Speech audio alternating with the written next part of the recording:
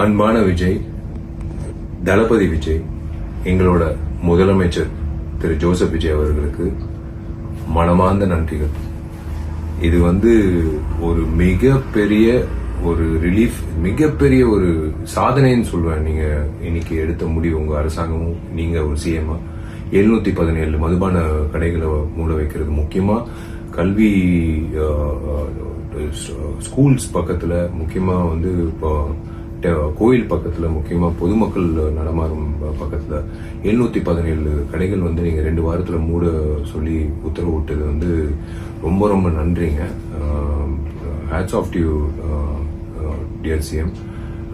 ரொம்ப சந்தோஷமா இருக்கு. ஏன்னா இன்னைக்கு இது இந்த விஷயம் கேள்விப்படும் போது ஏன் அவ்வளவு சந்தோஷமா இருக்குன்னா, கண்ணால நிறைய பேர் பெண் குழந்தைகள் அந்த ஹாரஸ்மெண்ட் தாண்டி அவங்க வீட்டுக்கு போகணும். ஏன்னா டாஸ்மேக் சில இடத்துல டாஸ்மேக்கை தாண்டி தான் அவங்க பஸ்ல இருந்து இறங்கி பஸ் ஸ்டாண்ட்ல இருந்து அவங்க வீட்டுக்கு போகணும் அப்படின்னு நிறைய பேர் கேட்கும்போது, இது யாராவது ஒருத்தர் மாற்ற மாட்டாங்களான்னு அப்படின்னு நானே நிறைய முறை யோசிச்சிருக்கேன்.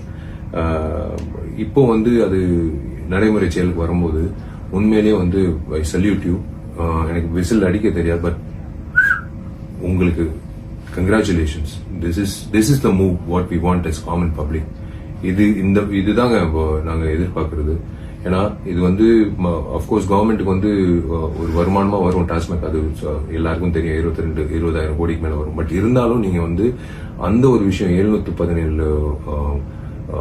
மதுபான கடைகள் நீங்க மூடுறது ஒரு மிகப்பெரிய ஒரு ரிலீஃப் கொடுக்கும், சந்தோஷம் கொடுக்கும் எத்தனையோ பேருக்கு, பொதுமக்களுக்கு, பெண்களுக்கு, முதியோர்களுக்கு, எல்லாருக்கும் இது ஒரு பெரிய வரமா இருக்கும். ரொம்ப ரொம்ப நன்றி சிஎம் அவர்கள்.